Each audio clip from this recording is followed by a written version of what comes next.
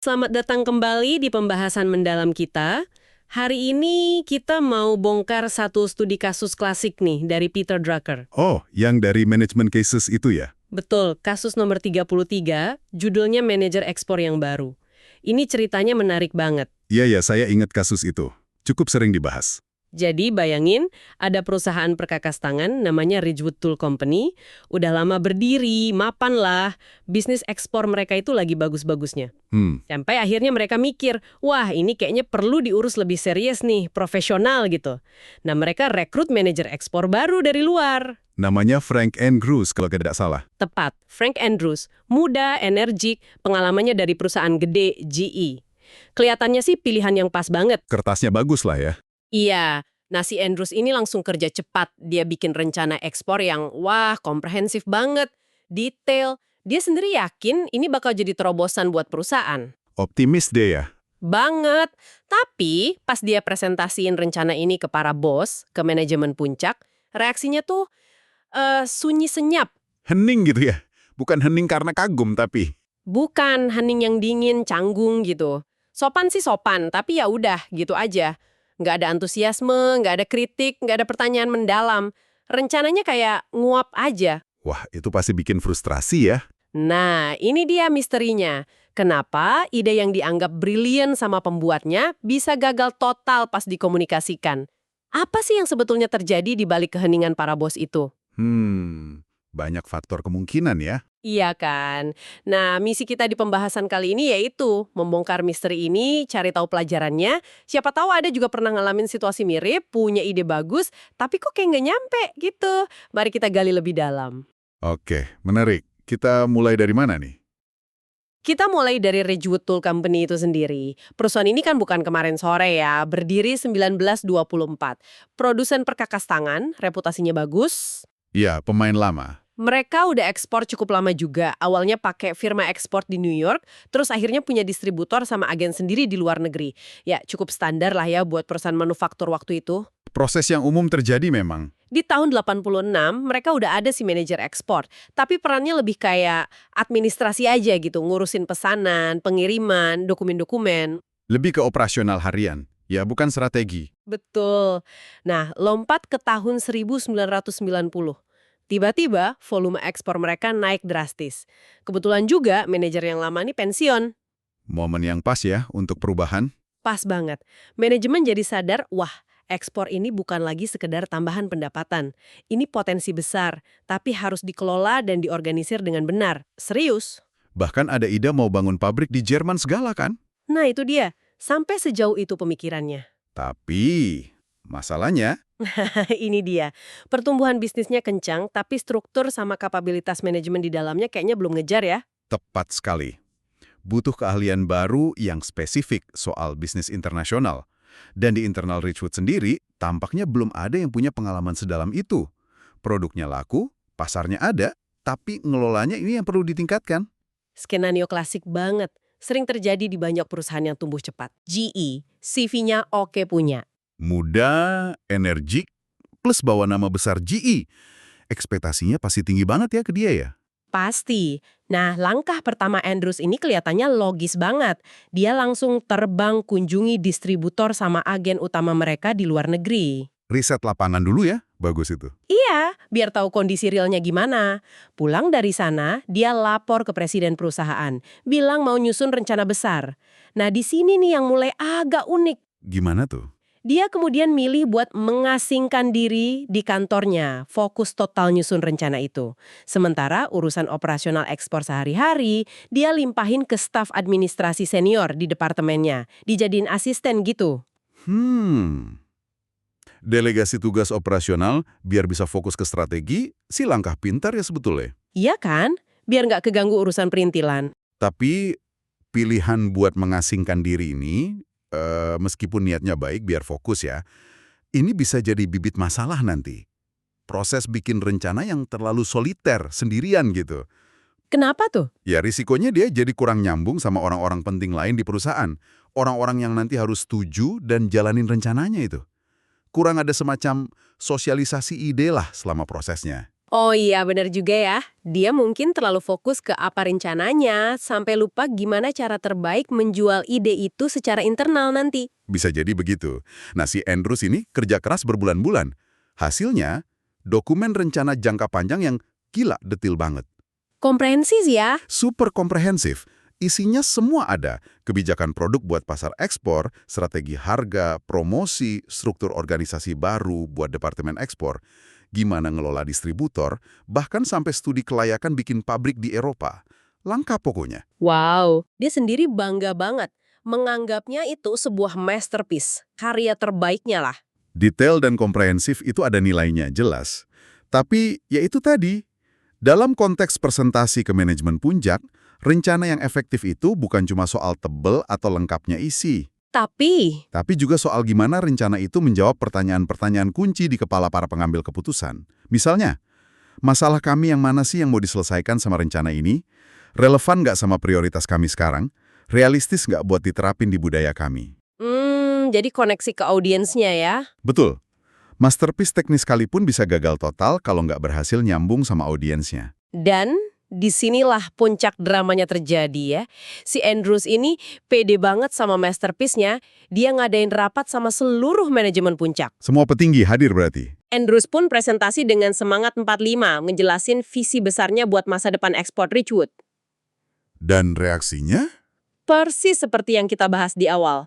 Hening, total, sepi. Setelah presentasi selesai, cuma ada beberapa pertanyaan basa-basi. Sopan tapi nggak nyentuh inti masalah. Nggak ada percikan antusiasme sama sekali? Atau kritik membangun?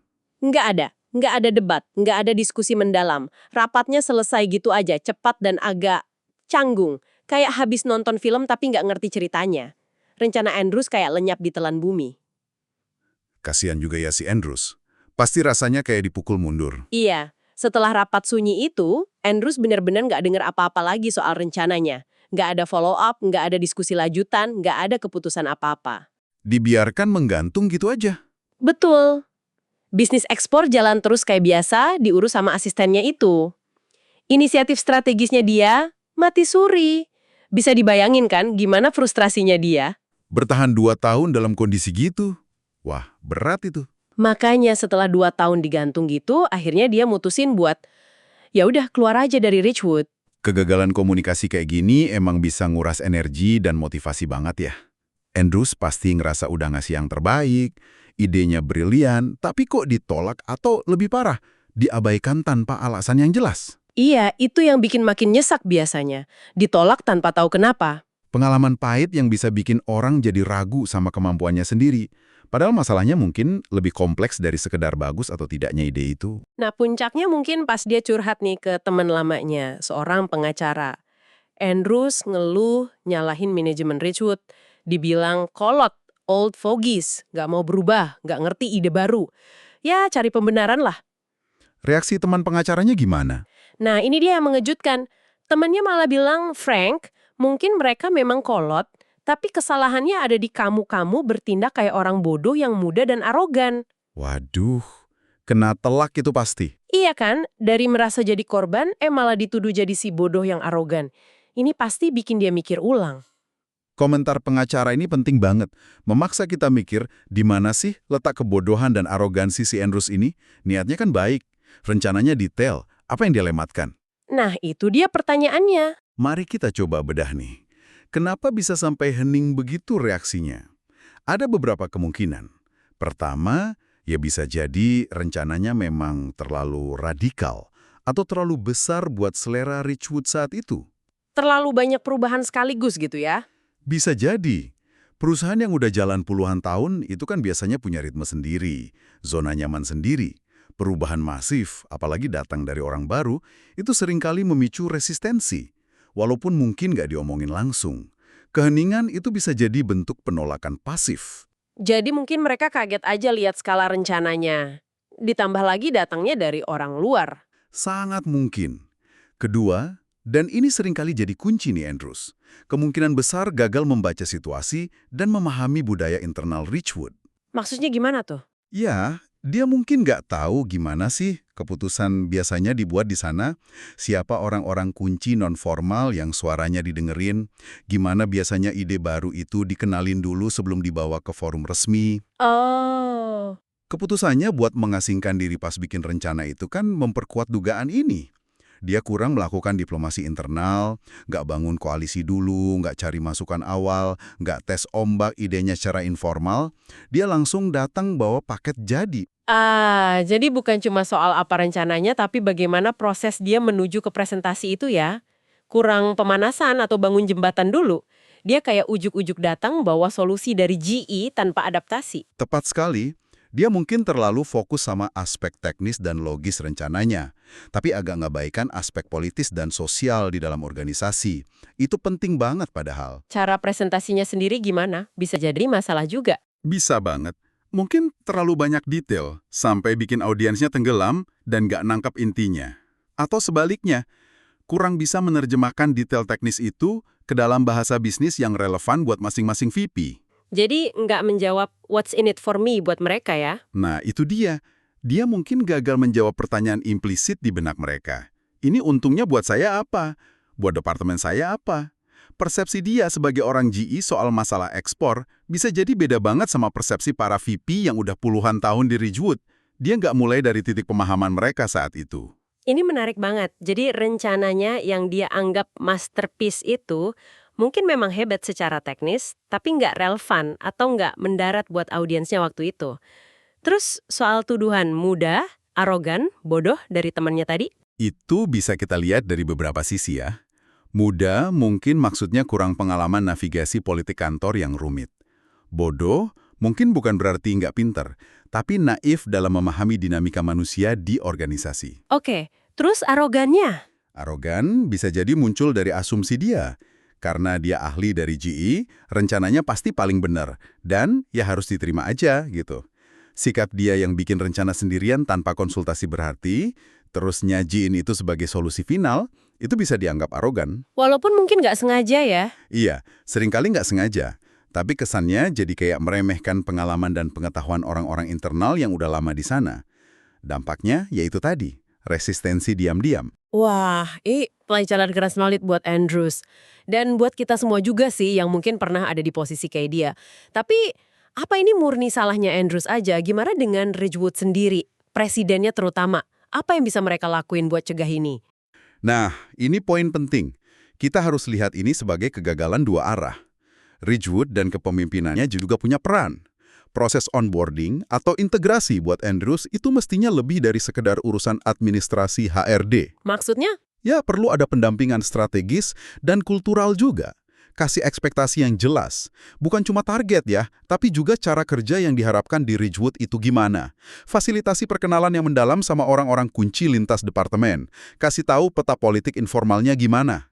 Oh, jadi dibantu membaca situasi gitu ya? Betul. Kasih bimbingan soal gaya komunikasi dan presentasi yang efektif di kultur mereka. Dan yang penting banget, bikin saluran umpan balik yang aman dan teratur. Presiden bisa banget berperan aktif menjembatani si Andrews ini sama tim yang lama. Jadi nggak dibiarin jalan sendiri gitu ya? Iya, kegagalan integrasi orang baru itu seringkali juga nunjukin adanya masalah sistemik di pihak perusahaan. Oke, jadi pelajarannya berlaku buat kedua belah pihak ya? Sip. Nah, sekarang mari kita tarik benang merahnya buat Anda, pendengar kami. Apa nih yang bisa kita bawa pulang dari kasus Frank Andrews ini? Terutama kalau Anda lagi mau ngenalin ide baru, mimpin perubahan, atau mungkin Anda sendiri lagi jadi orang baru di suatu tempat. Ada beberapa prinsip kunci sih yang bisa kita ambil. Apa aja tuh? Pertama, kayaknya penting banget buat pahami medan perang sebelum bertempur. Maksudnya kenali dulu budaya organisasinya, gimana cara keputusan diambil, siapa pemain kuncinya, sebelum kita lempar ide besar. Riset internal itu sama pentingnya kayak riset eksternal. Setuju. Setuju banget. Kedua, bangun koalisi. Jangan cuma presentasi. Libatin orang lain dari awal. Minta masukan mereka, dengerin kekhawatiran mereka, bangun dukungan pelan-pelan. Rencana yang sempurna tapi nggak ada pendukungnya bakal kalah sama rencana yang cukup baik tapi didukung banyak orang. Nah, itu dia. Terus apa lagi? Ketiga, komunikasi itu bukan monolog, tapi dialog. Efektivitas itu bukan cuma soal data lengkap atau slide bagus, tapi soal nyambung sama audiens, paham perspektif mereka, dan kita bisa nyesuaiin pesan kita. Harus dua arah ya komunikasinya. Harus. Dan yang keempat, mungkin ini agak filosofis tapi penting. Keahlian aja nggak cukup, perlu kerendahan hati. Jadi ahli dari luar itu bisa jadi pedang bermata dua. Perlu seimbang antara yakin sama ide kita, tapi juga rendah hati buat belajar dan kerja bareng sama orang-orang yang udah ada di sana lebih dulu. Betul banget. Dan jangan lupa poin tadi, tanggung jawab integrasi itu bareng-bareng. Pimpinan di organisasi juga harus proaktif bantu orang baru kayak Andrews biar sukses. Jangan malah dibiarin berjuang sendirian. Tepat. Ini tanggung jawab bersama untuk menciptakan lingkungan di mana ide-ide baru itu bisa didengar, didiskusikan, dan dipertimbangkan secara sehat. Meskipun ya pada akhirnya mungkin gak semua ide diterima, tapi prosesnya sehat. Mau kasih satu pertanyaan buat Anda renungkan. Coba ingat-ingat lagi deh. Pernah nggak Anda ada di situasi punya ide bagus banget, sesuatu yang Anda yakin bisa bawa perubahan positif, tapi entah kenapa ide itu kayak layu sebelum berkembang? Ditolak, diabaikan, atau ditunda terus tanpa kejelasan gitu ya? Iya. Nah, setelah dengar cerita Frank Andrews ini, kira-kira ada nggak ya kemungkinan dinamika yang mirip soal budaya, komunikasi, atau pendekatan yang terjadi di situasi Anda itu? Dan yang lebih penting lagi mungkin, Apa tuh? kalau Anda hadapi situasi serupa lagi di masa depan, apa yang bakal Anda lakukan secara berbeda? Dengan fokus nggak cuma ke apa idenya, tapi juga ke bagaimana, kapan, dan terutama siapa audiens Anda. Pertanyaan yang bagus untuk direnungkan. Oke, terima kasih banyak sudah menyimak pembahasan mendalam kita kali ini. Semoga ada manfaatnya ya. Sampai jumpa lagi. Sampai jumpa di kesempatan berikutnya.